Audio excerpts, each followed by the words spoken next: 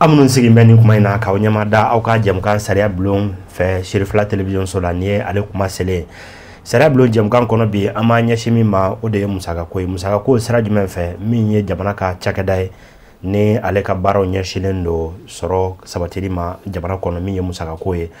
we barada kura blasenga abe wati bo an y'a ɲɛɲini bi ka se ka faamuyali sɔrɔ a la ne ni aw an ka se k'a dɔn k'a fɔ o ye baara jumɛn ye o la hakilina a bɛna sigi ne kan le thème du jour les téléservices fiscaux au Mali o ye jumɛn ye k'i sigilen to i ka so ka se ka i ka l'impôt ko kunnafoniw di hakaja ka impôt yɛrɛ sara ka sɔrɔ i ma wuli ka se a yɔrɔ la an ka ɲininiw y'a jira k'a fɔ ale bɛ kɛ sababu ye walasa min ye laɲiniw ye ne jamana faamaw kɛmɛ ko o ta k'o kɛ kɛlɛkɛbere bi ne o ye jurukuyuruku kɛlɛliw ye a bɛ se ka caman bɔ o la i ni maa tɛna ɲɔgɔn ye e b'i ka impôt déclarer ka tila ka saraliw kɛ n'a ka di ye tɛmɛsira min b'o la ni anw t'o dɔn a bɛ kɛ wajibi an ma ni jɛmukan b'an bolo ko Sariya Bulon an ka se ka o da aw tulo kan o la bi walasa nin hakilina in ka walawala anw ye maa welele o ye monsieur Gawusu Fofana chef de la cellule téléservices fiscaux à la direction générale des impôts ale bɛ an bolokɔrɔ bi walasa ne ni aw an ka se ka faamuyali sɔrɔ nin kan an bɛ hakilajigɛ k'a fɔ min ye jamanakuntigi ye ni gouvernement ɲɛmaa u ye hakilinaw ta walasa mun ye jamana nafolo sɔrɔ kɛbaga ninnu ye ka se ka foli ni waleɲuman dɔ kɛ u la u ye jɔyɔrɔ mun kɛ walasa ka se ka jamana ta dɛmɛbagaw ka dɛmɛw tigɛlen kɔfɛ ko an jɔlen don an yɛrɛ kolo la o la o foli ni waleɲuman dɔ an bɛ o ko bɛɛ lajɛlen na min ye minisiri ye monsieur Aluseni Sanu hakaja ka se impôt yɛrɛ directeur ba ma monsieur Mathias Konate an ka foli bɛ ninnu bɛɛ lajɛlen ye bi ne ni aw an bɔ kunbana k'a fɔ nin ye jumɛn ye i sigilen i ka so n'i ka téléphone ye walima tablette ye ordinateur ye k'e bɛ se k'i ka l'impôt ko kunnafoniw bɛɛ lajɛlen dakile a ɲɛsinnen don maa jumɛn ma babu a bɛna sigi o kan walasa ne ni aw an ka bɔ kunba kɔnɔ bi n'an ka maa welele ye monsieur Gawusu Fofana don inshallah an bɛ don babu kɔnɔ.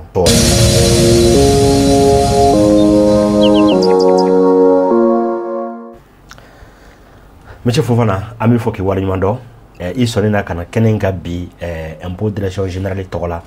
walasa kana se ka masala kɛ min ye l'impôt saralaw aw yɛrɛ ko ten aw ka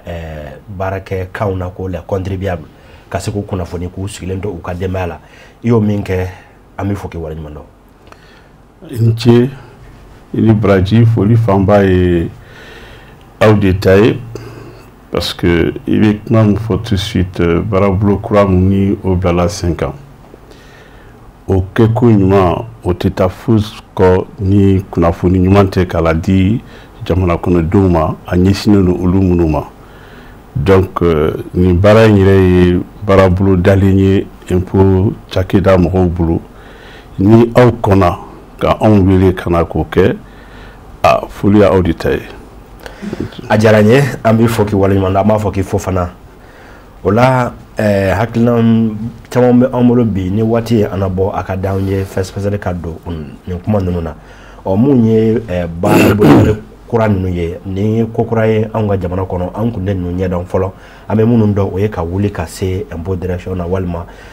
impôt lasigidensow la kominiw kɔnɔ hakaja ka se jamana yɛrɛ kɔnɔnaw la a bɛ ɲɛnabɔ cogo na ko mais ni hakilina ye k'a ta ka se ka tɛmɛ nin sira in fɛ a ye anw dabali ban dɔɔni c'est pourquoi an b'a fɛ k'a dɔn n'a fɔra ko téléservice fiscal ale yɛrɛ ye jumɛn ye. Sutura i ni ce i ka ɲininkali la i y'a fɔ kɔrɔlen an b'a dɔn cogo min na n'i bɛ fɛ ka t'i ka kunnafoni di i ye sɔrɔ ni fɛn minnu kɛ yalasa k'i ka impôt sara walima k'i ka impôt sara walima k'i ka impôt ko cogoya dɔn i bɛ wuli de ka taama ka se impôt cakɛdaw la cakɛda minnu ni ka sɛbɛn b'u bolo yalasa ka taa o kunnafoni n'u bɛ k'o baaraw kɛ. Mali ɲɛmɔgɔw y'a yira gafe la a bɛ fɔ mun ma ko plan d'action ko cakɛda baw bɛɛ ka o baarakɛbolo falen ka falen ka na ni baarakɛbolo kuraw ye mun b'a to u ni fasodenw minnu bɛ baara kɛ ɲɔgɔn fɛ olu bɛ se k'u ka baaraw kɛ cogoya min na ni nɔgɔya ye k'a sɔrɔ a ma kɛ ni degun ni fɛn ye o sɛbɛn bɛ se impôt cakɛda la tuma min na o y'a sɔrɔ laɲini dɔw fana tun bɛ sen na ka hakili jakabɔ kɛ cogoya jumɛn na an ni contribuable bɛ se ka na ka baara kɛ ɲɔgɔn fɛ k'a sɔrɔ a ma kɛ ni gɛlɛya ye k'a sɔrɔ a ma kɛ ni degun wɛrɛ ye contribuable ma cogoya jumɛn na an bɛ se ka contribuable ka baara kɛcogo falen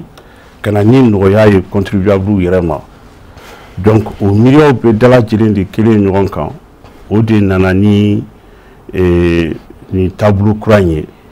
taabolo kura mun b'a a to i mana kɛ diɲɛ fan o fan i bɛ se k'i to yen k'i ka kunnafoni di impôt cakɛlaw ma i mana kɛ diɲɛ fan o fan ni kunnafoni min b'i bolo k'a ɲini impôt so la i bɛ se k'i to o yɔrɔ la k'o kunnafoniw sɔrɔ i mana kɛ diɲɛ fan o fan fɛ i bɛ se k'i ka impôt mun n'i ka kan k'a sara i b'i to yen k'a sara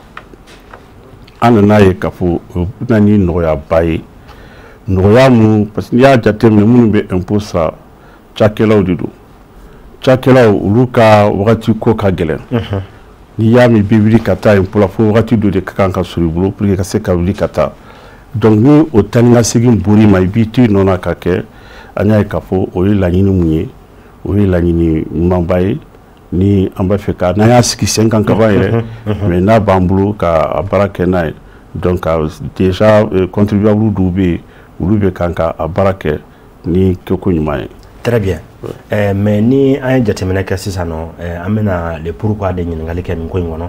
munna aw ye nin fɛɛrɛ in bila sen kan a kun tɛ an kun degelen don taabolo kɔrɔ mun na an ye a faamuya k'a fɔ hali ni a y'a sɔrɔ o bɛ yen a y'a essayer ka nin fara a kan mun de la a ye a lajɛ k'a fɔ ko nin ye wajibi ye walima nafa b'a la ka se ka sigi sen kan le pourquoi. a kun fɔlɔ yɛrɛ ye mun ye jamana ɲɛmɔgɔw ka laɲini don u y'a fɔ an ka taabolow falen an ka kɛcogow falen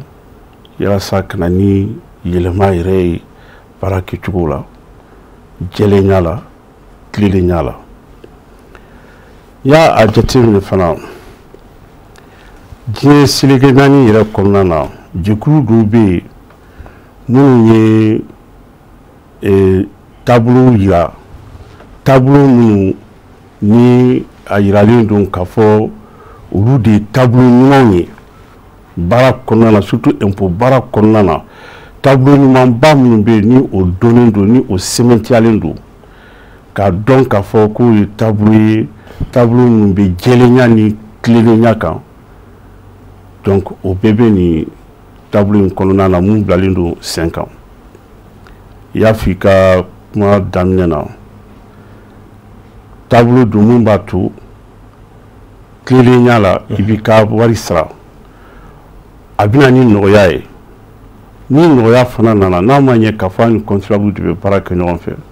impôt sara yɛrɛ dun fana ye diyagoya de ye a diyagoyalen don faso den bɛɛ ma i k'i ka impôt sara o diyagoya kɔnɔna na n'a y'a ɲini ka na ni nɔgɔya ye yalasa i ka se ka i bɔ o diyagoya minɛn kɔnɔ donc o bɛɛ de nalen don ni hakiliw ye hakili minnu y'a to ni fɛn nana ta ka bila sen kan donc a bɛna ni nɔgɔya ye fɔlɔfɔlɔ contribuable ma u b'u ka baara kɛ ni nɔgɔya ye u b'u ka impôt déclaration kɛ nɔgɔya la u b'a sara nɔgɔya la ni kunnafoni mun b'u bolo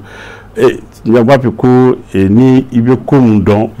o de i bɛ se k'o de kɛlɛ ka ɲɛ donc u ka kunnafoni bɛ ni fɛn bɛɛ b'u bolo nɔgɔya la a filanan ye mun ye i bɛ se k'i to yɔrɔ bɛɛ dɔw bɛ yen bi impôt sarali bɛ se ka di u ye nka ko n'a cogoya fɛ u kɛ man di ka wuli ka se impôt so la ka to ka impôt sara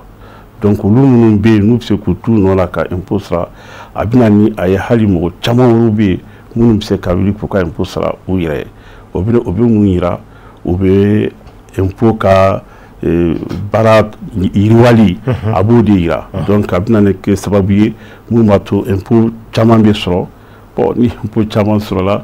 hakililaw de fana ka di faso ye. a faamuna impôt in an tun bɛ a mɛn fɔlɔ la k'a fɔ ko a bɛ wele lawale la ko disɔngɔw fo ka na yɛlɛma fɛn caman wɛrɛ don a la wala bi n'an ye jateminɛ kɛ nin baarada bolo kura in na taabolo kura in labo sugu jumɛn bɛ yen na an bɛ a dɔ bamanankan na ko ɲɛsɔngɔ a ka ja ka se taxiw ma minnu bɛ don ni téléservice in baara kɔnɔna na. I y'a jateminɛ téléservice in yɛrɛ ye yɛlɛma min ye a yɛlɛma fanga ka bon a fanga ka bon fo ka fɔ a tu ten donc a bilali sen kan a ka kan ka kɛ ni hakili de ye donc hakilina mun nana a bilali sen kan o y'a ye k'a daminɛ dɔɔni dɔɔni o dɔɔni dɔɔni kɔnɔna na an bɛ se k'an t'o la ka gɛlɛyaw ye gɛlɛya minnu n'an tun ma miiri n'a ye ko o gɛlɛyaw ye ka se ka cogoya ɲuman sɔrɔ o gɛlɛyaw la o dɔɔni dɔɔni na an y'a ye minnu ye n'a bɛ f'u ma ko contribuable belebelebaw an y'a daminɛ olu la olu nana a yira n'a yɛrɛ k'a fɔ an mɛnna ka sɔrɔ an ma nin ko bila sen kan. Tabarikala donc gɛlɛya fitinin minnu yera olu taabolo la an ye fɛɛrɛ ɲini o gɛlɛyaw la ka na se sisan a bɛ fɔ minnu ma ko contribuable hakɛtaw minnu bɛ hakɛ la u tɛ belebelew fɛ u tɛ cininiw fɛ ka taa se olu ma. O de ye moyen ye. O de ye moyen ye a bɛ f'olu de ma ko moyen les moyennes entreprises. Donc an ni moyennes entreprises de bɛ ɲɔgɔn na bon o fana na a nana yira k'a fɔ tiɲɛ yɛrɛ la nin ye fɛn ye fɛn min ka ɲi ni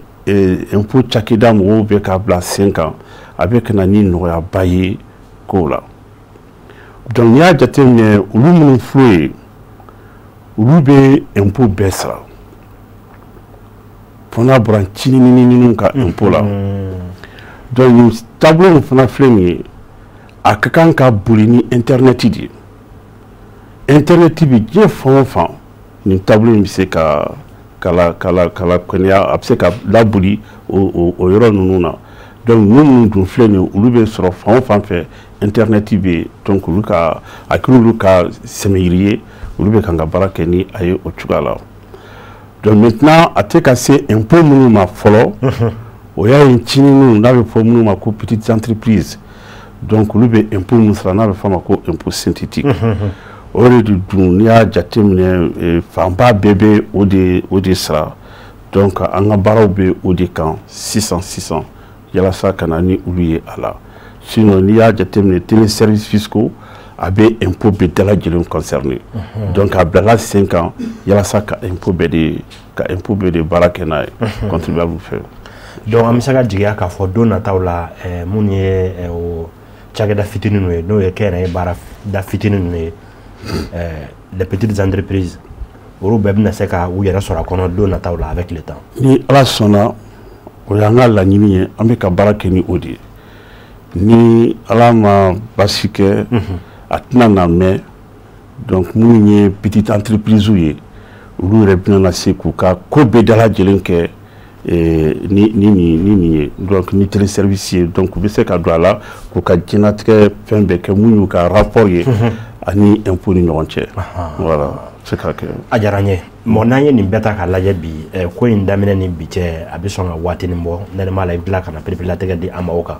mais o kɔnɔna na a sigili sen kan ka se bi ma aw yɛrɛ y'a ye a ye yɛlɛmaba jumɛn don aw ka baaraw taabolo yɛrɛ la sanga ni waati. I ni ce a ye yɛlɛmaba don baara taabolo la yɛlɛma fɔlɔfɔlɔ ye mun ye n'o ye an yɛrɛ ka laɲini ye o ye ka impôt déclarer ani k'a sara nɔgɔya la o ye ka na ni jɛlenya ye impôt mɔgɔw ni contribuable ni ɲɔgɔn cɛ parce que nin baara in ye mun ye a jɛlenya yɔrɔ yɛrɛ ye mun ye impôt agent mɔgɔw ɲɛ bɛ mun na contribuable ɲɛ b'o de la impôt mɔgɔw bɛ baara kɛ ni minɛn mun ye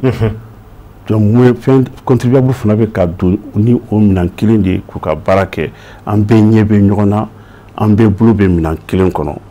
o ye jɛlenya mun ye o ye jɛlenya belebele ye n y'a fɔ n ko impôt sarali ye diyagoya de ye ni ye diyagoya don il faut que i ka da la k'a fɔ fɛn min bɛ kan ka kɛ a bɛ kan ka kɛ ni tilennenya ye a tɛ ka kɛ i n'a fɔ ni an bɛ fɛ ka degun se ni karisa ka i masina de ma fɛn min don a bɛ ka boli bɛɛ dala lajɛlen de kan donc a bɛna ni o jɛlenya ye impôt baarakɛla ni contribuable ni ɲɔgɔn cɛ an ɲɛ b'o la donc o ye nafa belebeleba ye parce que n'o bɛ yen o b'a to hali contribuable yɛrɛ bɛ da u yɛrɛ la k'a dɔn k'a fɔ an bɛ ka nin mun kɛ an bɛ ka kɛ faso de ninnu tɛ donc o ye fɛn dɔ ye a nana ni nɔgɔya ye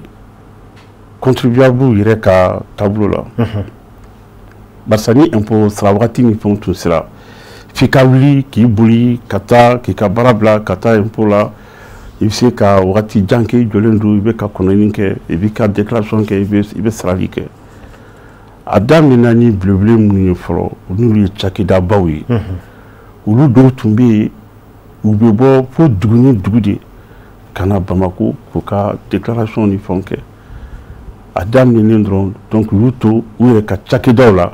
k'u ka déclaration kɛ k'a sɔrɔ a ma kɛ ni o déplacement ni fɛn donc an y'a ye tout de suite k'a fɔ a nana ni lafiya ye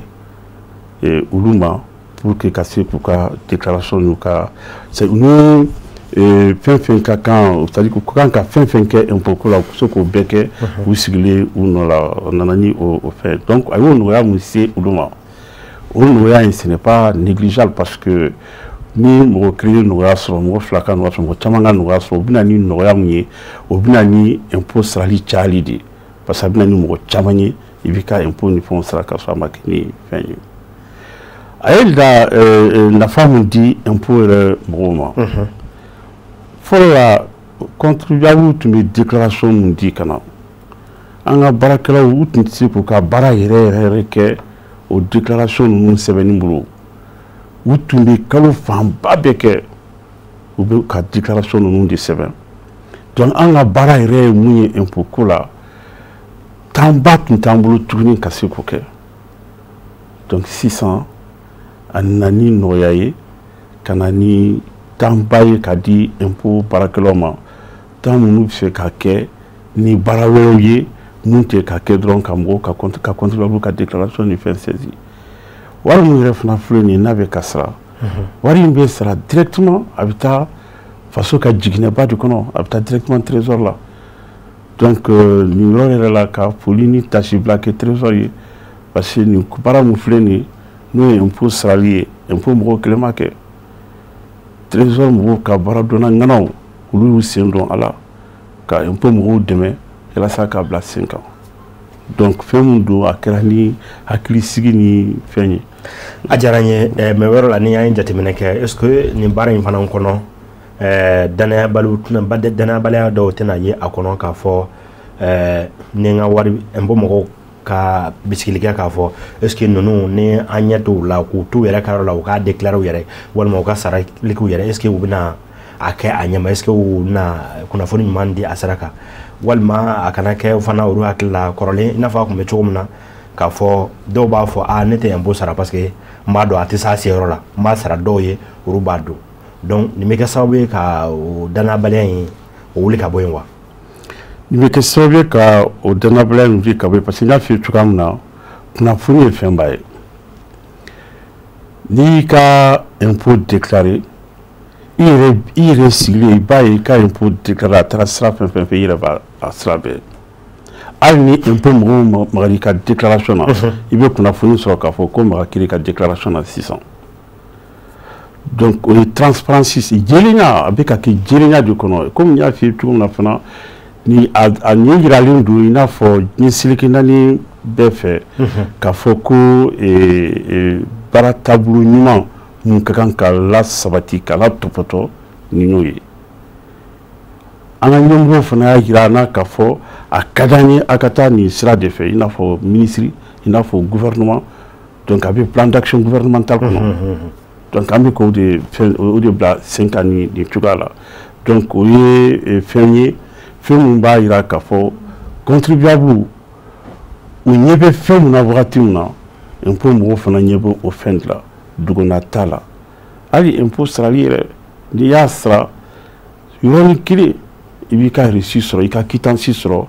i yɛrɛ i bolo kɔnɔ k'a sɔrɔ a ma kɛ ni taa ni ka segin ye e bɛ ka quittance min sɔrɔ impôt mɔgɔw ɲɛ b'o la donc a taara trésor jiginnen min fana kɔnɔ olu fana ɲɛ bɛ a la k'a fɔ wari nana donc a kelen do jelinya de kan be ala sano be bulu no bulu jala tege foy de dibila ble atete me tege yere kono don indini yoroni indi ango arrange o shitala atete me tege yere kono ini mo te nyonyi isigile folola degundo tumse ka ke warko ta fanfela fe iba fire de be ika décision beta ka impôt ni fonsra e se ka ke déplacement non itien ibe fu dugujana ni impôt sera wakati sera nu ya fie ka fo ni de ka ngasra e se ki to dugujana hali re ka comptabilité ibika impôt sera ni wari bla ni wari sera trésor kasi kono roni munadron impôt mo be reçu ka fo ko carte masna ka impôt sera carte masna be mi en retard do abi romna masarala aba are be je romna na ya asra are baka reçu sur ka to rola yoro halna te malikono amana ke sara banki sara oni fa on fa bay wari be sara banki sara de fe se ka fo ka yamaria di ka banki ma ni wari bla ni continue kono nga impôt tola ni wari sera sero la don impôt mo ba do ka fo wari sera sero la ni bedela jilembe ke wakati ni kunguru de kono jeleyan dano ajaranye anga wati ko ni mbala ka taka ambulu dakaba to tora miniti wolum fla nyona ama fa ka don baro barani ba ke ibna ka fo gele do be na ke akonana yala barin damene ni biche min ye labo sarlawe na ko ma ko le contribuable o ye gele jumen soro bare nani awere bora o kalama nu ya nyafanya walma naka koloshiri boraka haka jaka se awere mane aya soro aw embo barakela o jango tele service na ne awere faranke meka gele ado soro bare ngon je baranyuma fenfe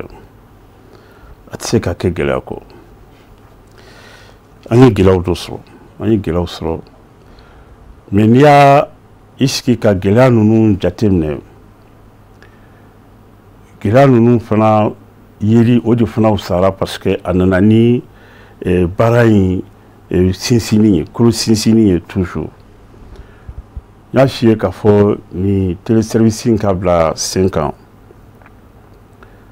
et ka ira ka fo internet fana développer là on va faut faire mon ko sécurité donc sécurité ta fanfela nunu na ani jago kala ba munu ya damne nyogon fe anya ka fo la halia munun talindu ulu fe la halia munun talindu on fe yala sa ni ko be de la jilen kan ka se ka ke ka so duguma kala ulu la halia nunu nana closo nyona donc do se ka to e se ki to ro de la ka don do ka hukumu konana do se ka do ka hukumu konana donc on nani blocage ni doye ana ako damne fe donc o be ñeñini cugo jumena to ani bara dombala jonjon ye ñon famia o fena kase ka fereso kulu gelew do buy bon do fena na ira ni be cuga mina tanto impo kuna funi gelemba amangan kata beblu donc amina na ke cugudi yala sa ka ulu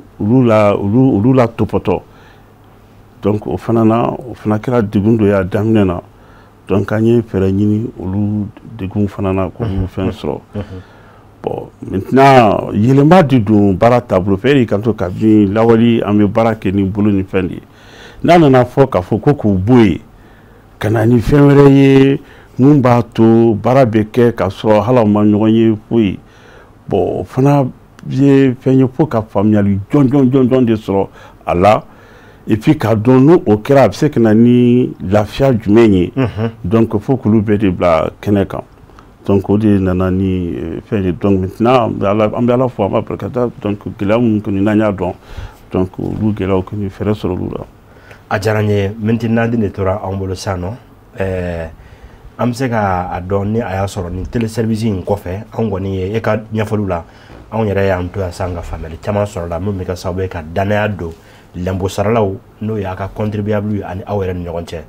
bolo tɛna bolo mɛnɛ dibila bilen fɛn bɛɛ kɛnɛkan ko ye i y'a fɔ cogo min na n'a bɛ tɛmɛ nin sira in kan nin kɔfɛ yɛlɛmaba wɛrɛ jumɛn bɛ yen nɔ ni a fana b'a fɛ ka o tugunna n'a bɛna kɛ sababu ye ka maaw lafiya kabini u sigiyɔrɔ la.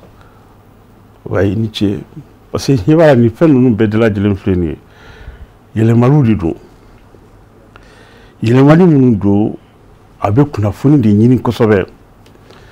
Donc là, à Cap Plateau, on va bien profiter parce que il y a cette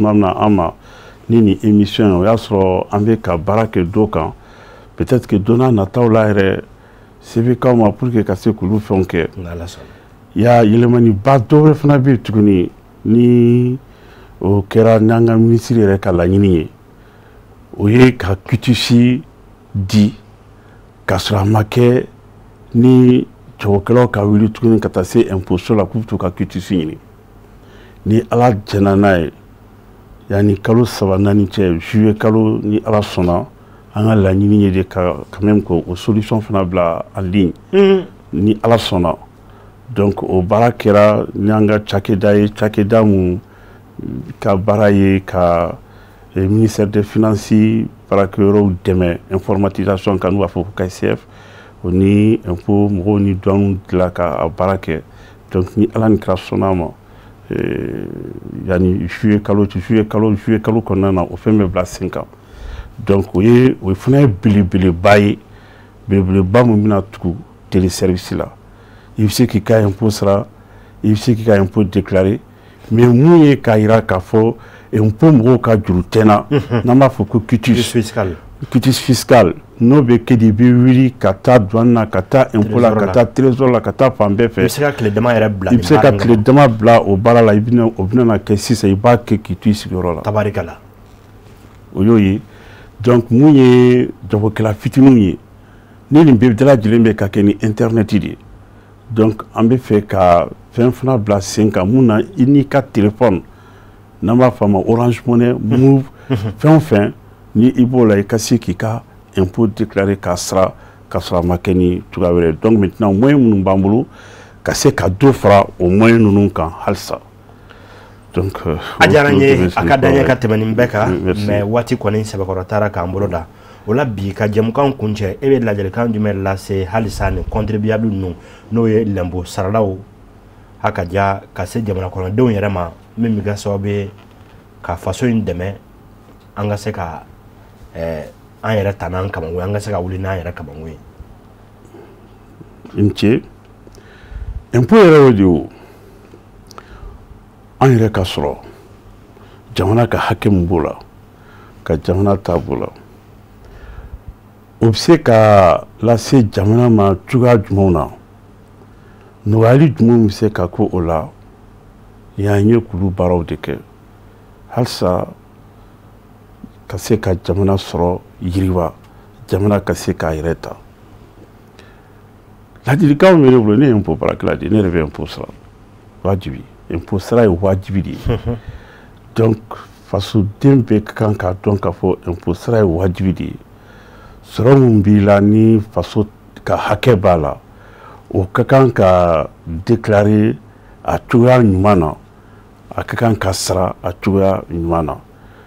donc impôt sara tɛna na ni fosi ye yɛrɛma hɔrɔnya tali kɔ. a diyara n ye